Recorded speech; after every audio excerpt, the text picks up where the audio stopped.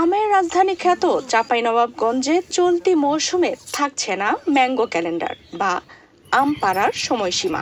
আম পরিপক্ব হলেই গাছ থেকেই পেড়ে বাজারজাত করতে পারবেন চাষিরা।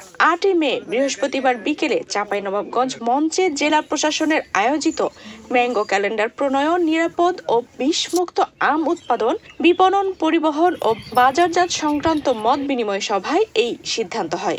বান্ডেল থাকলে প্রতি সেনমানিতে টাকা বাঁচবে। বিকাশ সেনমানি বান্ডেল কিনে জিতুন প্রতি লেনদেনে।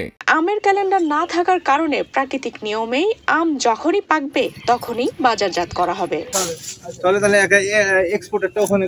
জেলা প্রশাসক আব্দুস সামাদের সভাপতিত্বে সভায় বিভিন্ন স্টেক হোল্ডার সহ কৃষি সংশ্লিষ্ট সরকারি বিভিন্ন দপ্তরের প্রধানদের মতামতের ভিত্তিতে গত 2 বছরের ন্যায় এবারও আম ক্যালেন্ডার না করার কথা ঘোষণা করেন জেলা প্রশাসক। এ সময় জেলা প্রশাসক নিরাপদ ও বিষমুক্ত আম উৎপাদন, বিপণন, পরিবহন ও বাজারজাতকরণের বিষয়ে সুনির্দিষ্ট দিক নির্দেশনা প্রদান করেন। এবছর আমাদের চাঁপাইনবাবগঞ্জ জেলায় কোনো প্রকার ম্যাঙ্গো ক্যালেন্ডার প্রণয়ন করা হবে না।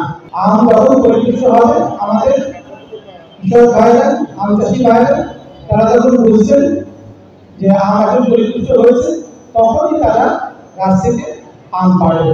জেলা প্রশাসনের আমের ক্যালেন্ডার না রাখার এমন সিদ্ধান্তকে স্বাগত জানিয়েছেন আম চাষিরা। দেশের অধিকাংশ 50%-এর বেশি আম চাঁপাইনবাবগঞ্জে হয়।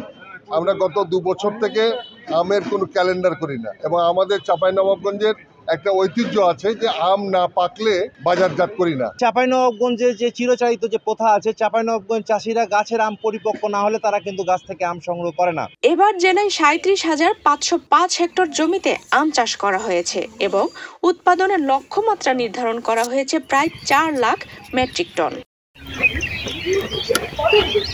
আফসানা রিপা, বাংলাদেশ প্রতিদিন।